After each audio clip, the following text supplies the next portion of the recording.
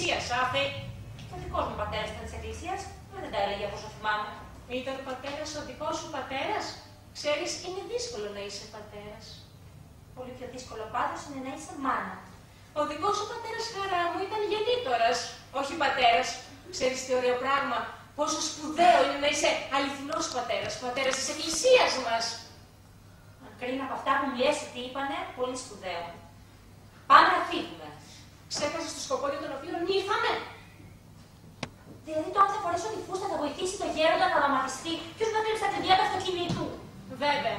Άσε που μπορεί να σε βοηθήσει να κόψεις και τα τσιγάρα. Η φούστα. Η φούστα.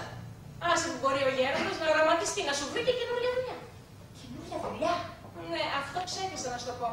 Το ΑΕΔ έρχεται εδώ και βοηθάει τους άνεργους. Το ΑΕΔ. Η νουλά σου μου είπε, η Κατίνα. Φέρνει τις κάρτες ενεργείας και τις διαβάζει. Μαζί με τα συγχωροχάρτια. Έλα ρε θεία, είπες τις κάρτες από την υπηρεσία. Κρυφά. Ο γέροντας οραματίζεται και βλέπει ποιες επιχειρήσεις έχουν ανάγκη από εργατικό προσωπικό. Έφερα τη δική σου να τη διαβάσει. Αλήθεια συμβαίνει αυτό. Και βέβαια συμβαίνει. Και εσύ τώρα πρέπει να υπακούσεις τους κανονισμούς του μοναστηριού. Αν δεν φορέσεις τη φούστα, πώς περιμένεις ο γέροντας να οραματιστεί να σου βρει τον κλέφτη. Κοίτα τους ώμους σου. Τι έχουν οι ώμοι μου. Φαίνονται. Χινάντες. Εντροπή! Και τα φυσιολογικά πράγματα, θεία. Έλα, φορά τη φούστα και άσε τα λόγια. Τα πολλά λόγια είναι φτώχεια. Ναι, τα πολλά λόγια είμαστε φτωχοί εμείς. Τι την αρπάζεις έτσι, παιδί μου? Κατάντησα. Ωραίο κόσμο έφτιαξεστε.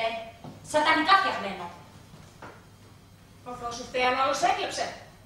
Και ο Θεός φταίει, θεία. Πού με στέλνει να ζήσω. Εδώ δεν ήρθα μόνη μου.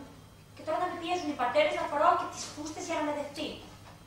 Σε πόσα άπλυτα σώματα έχει πει αυτή η φούστα. Δεν μου ρίχνεις ένα κεραυνό, μου έχουμε κοντά σου να εξαφανιστώ τελώς από τη γη.